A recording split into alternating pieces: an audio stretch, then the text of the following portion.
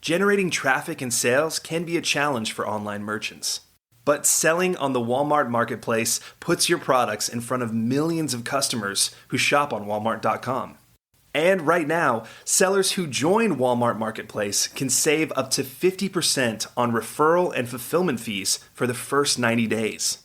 So get started today. Head over to marketplace.walmart.com/savings. That's marketplace.walmart.com/savings. Welcome to E-commerce Conversations, a weekly podcast from Practical E-commerce, hosted by entrepreneur Eric Bandholz. Well, this is Kerry Murdoch with Practical E-commerce. I'm setting in for Eric today, and I'm joined by Harry Joyner.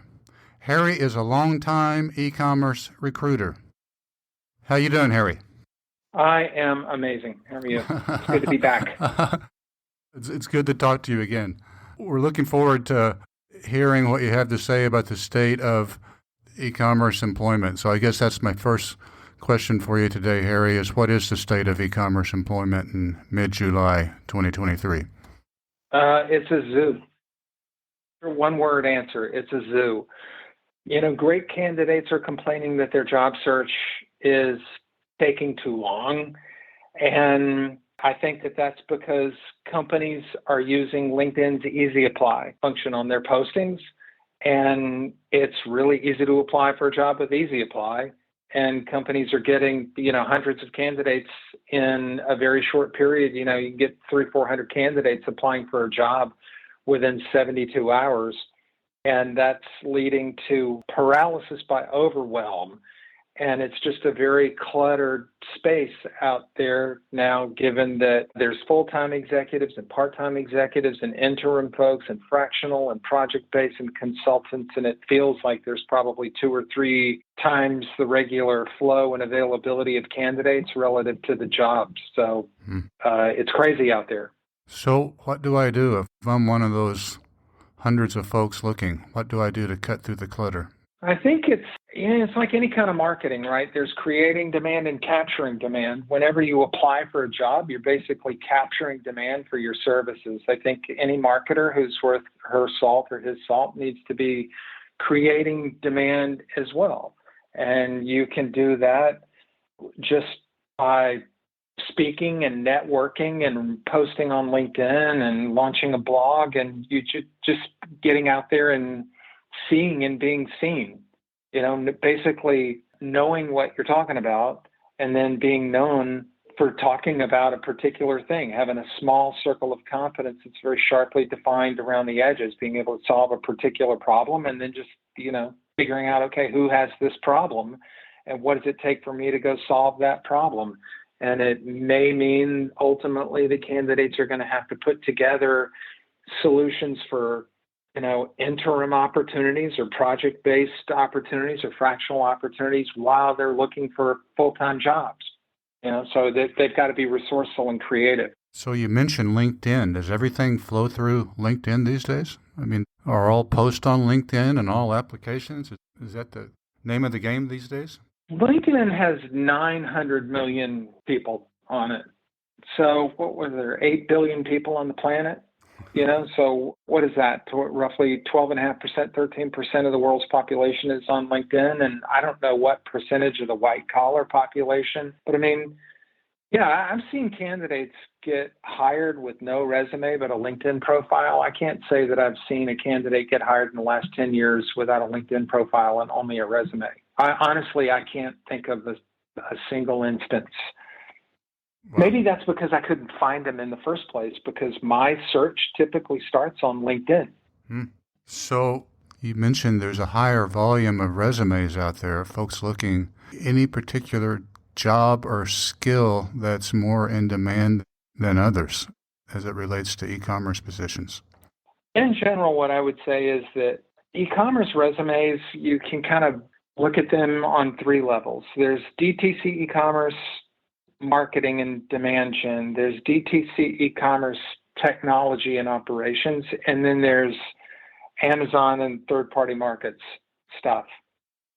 And when I look at a resume, maybe this is just me, or a LinkedIn profile, I'm looking for somebody who's got significant accomplishments in at least one of those areas. And it's easy to tell just from looking at, their resume and their LinkedIn profile, how they're going to plug and play and drive value for my client, right? So for example, so your audience is probably going to wonder this. If I'm looking at a resume for an Amazon-oriented role, I'm going to be looking at stuff like inventory management, forecasting, catalog cleanup, channel cleanup, customer service, ratings and reviews, whether or not they use Vendor Central or Seller Central. Like, there are things that I'm going to be looking for. Likewise, if I'm working on a search for DTC technology role, I'm going to be looking for examples of, involvement with an e-commerce platform, for example, or order management or content management or ratings and reviews or performance monitoring or whatever. So I think you have 3 lanes basically that you can go in. One is DTC marketing, one is DTC technology and operations, and the other would be third-party markets. Okay. What about remote work versus in-office? I know you and I have spoken about that, but I gather from a previous conversation that there are fewer positions these days that are purely remote. Am I understanding that correctly? Well, it feels like there are fewer positions that are remote because everybody's applying for those roles. Everybody wants to work from their kitchen table in their underwear, and call it in by Zoom or whatever. Everybody wants that. And to be super clear, different laws of gravity apply to different categories and different industries and different business situations. So there are plenty of situations where you can truly do the work remotely. SEO is a good example. Customer acquisition, for the most part, can be done remotely. Online merchandising, for example, or some of the third-party market stuff can be done remotely. But when you get into general management, that's a situation where you probably need to be there to work the building because of the number of functions you have to go de-bottleneck, to move the needle for e-com. So that's what I would say. Some roles you can do remotely, some roles you can't. If you want to be a general manager in e-com, you can expect to be in the office, I would say 3 to 4 days a week at least. That makes sense. So another LinkedIn question for you. When you're searching for a candidate or when you have an assignment to fill a position with your firm, do you start and end on LinkedIn? Is everything for you on LinkedIn in terms of what someone's profile is on LinkedIn? Well, so our model isn't post and pray. All right. So just a second about our model. So we're contingency recruiters and we make a percentage of the candidate's first year base salary, if and only if the client makes a hire through us. So we have our own applicant tracking system. We'll always look there because we have personal email addresses and cell phone numbers and so on and so forth. And so we know what's in there, even though there's about 125,000 e-commerce resumes in our own applicant tracking system. But then to be sure, we use LinkedIn Recruiter. Being a recruiter these days, it's, you need LinkedIn Recruiter, in much the same way that a bond trader needs a Bloomberg terminal. You kind of need that. And there's a lot you can do with LinkedIn's search functionality these days. So we'll go build a list in LinkedIn, and using our own applicant tracking system or LinkedIn, we'll reach out to candidates. And it's a function of just, I'm using Loom videos a lot these days, reaching out to people and presenting them with a little sales pitch online. And hopefully, if they're qualified, at least on paper, they'll reach out and say, yeah, I'd like to know more. Give me a call at your convenience. And that's a bit about how the process works. But it's a grind, to be honest with you, because the market is over-communicated. A-player candidates get hit on all the time. And so you have to do what's necessary to cut through the clutter. So every Loom video that I leave for somebody is, it's probably 90 seconds long. And, it takes a while. You mentioned at the outset, the term I think you used was it was a zoo right now. You launched your firm, was it 2005, Harry, that you launched? Was that right? Yeah. A long time ago, 18 years ago. I remember that because you launched your recruiting firm when we launched Practical Ecommerce, so that's easy for me to remember. Congratulations for 18 years of success in the space. It's amazing. I think that both means we're getting old. I think that's what that means. I was going to say, do you feel old? So there you go. In those 18 years, have you seen it more of a zoo than it is now? I would say the first 6 months of 2008 was worse, I guess, than anything I'd seen up to COVID. And then COVID was crazy. That's a whole separate podcast of what we saw during COVID. And now things are just crazy, but it's a chronic sort of crazy that I don't think it's ever going to go away. Like, I do think there's work remote. Mm-hmm. I think there's partial remote stuff. I think that SaaS software now does a lot of stuff that it didn't do, obviously, 10 years ago. And so there's never been a better time to start an e-commerce business. And there's never been a more difficult time to start an e-commerce business. It just seems like, on the one hand, e-commerce is a winner-take-all thing, and we know who the winners are. And on the other hand, there's a ton of opportunity out there for entrepreneurs if they have the right purpose and values and viewpoint and story that can go into their brand. They have the right value proposition. They have the right merchandise mix, if they know what they're doing, and if they get lucky. I mean, I don't want to discount, luck as a factor. You don't have to be shot in the ass with luck necessarily. I mean, you can work your way to the top, but it helps to be at least a little bit lucky. If you have a product that's a hit, or a brand that's particularly resonant, or you manage to hire some very good business-oriented people who know how to make an average business run like a world-class business. I've seen that happen too. So make of that what you will. AI, artificial intelligence, have you seen that impact fewer jobs or impact descriptions of jobs? Are you seeing any AI impact on your work thus far? Some people are experimenting with it, but I haven't seen AI displace anybody just yet. Although I've seen companies pull back on their hiring because they wanted to take a wait and see attitude with AI and just how quick the adoption curve was going to be. I'm no expert on AI, to be super clear. There's, podcasts and stuff of people who know far more about that than I do.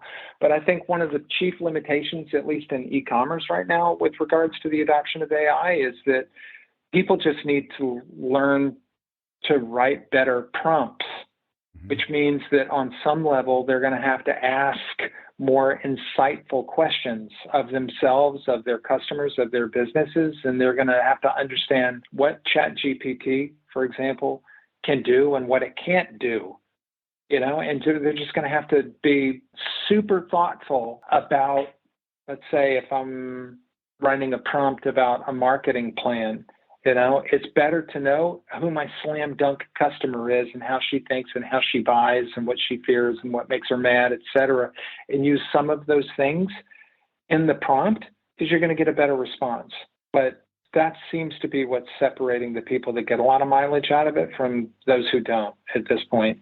We've published at least one, maybe two. I know Armando Roggio, our longtime senior contributor, he published a piece on he was envisioning a new position for prompt operators, and he could see that profession coming to fruition, just to follow up on what you're saying, just prompt operators.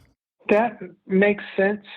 Although there's no substitute for insight. I mean, this is the thing that separates A players from everybody else in the marketplace. It's like, I'll give you an example. Okay, so, and if you know me, you've heard me say this a gazillion times, but it's like a lot of people will come to me and say they either grew a business or they want to grow a business, and they'll just leave it at that. Oh, we want to grow a business. And then you say, well, how do you want to grow your business?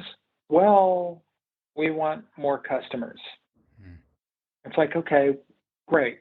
Tell me more. Well, what more is there to know? We want more customers. It's like, okay, but are they new to the category?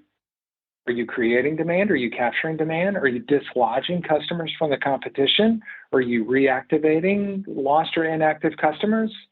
Like, be specific, because ChatGPT is a miracle. I mean, it's truly a miracle. Mm-hmm. But if you ask it to provide ideas about how you can get customers for your dog collar business, customers on Amazon who are new to the category, where the goal is to create demand as opposed to capture demand, it will tell you, or at least it will get you started. And then it's your job to take the response and ask clarifying questions. It's like if your listener Googles the Japanese 5 whys method, I'm asking a question. Here's the answer. Well, why? Well, because of this, why? Well, because of that. Well, why? Because of, and you get 5 whys down into the weeds. There's your answer. And you could do that with ChatGPT, but you can't just take the first thing it gives you and go, okay, that's what I'm going to submit to my boss, or that's the plan that I'm going to go to market with, because that's the easy answer and everybody else is going for the easy answer, and easy answers aren't differentiating. And I think in the future, that's where the money is to be thoughtfully differentiated. That makes sense. Let's talk about your firm for a sec, and I was going to pitch a hypothetical to you. Say I own a mid-sized company, e-commerce company. I'm looking for a director of marketing. I contact Harry Joyner and say, help me find a director of marketing. What do you do then? How does the process work for you to help me find my director of marketing? Okay, so I would first ask if you have a job description, right? And then I would probably ask who's doing the job right now.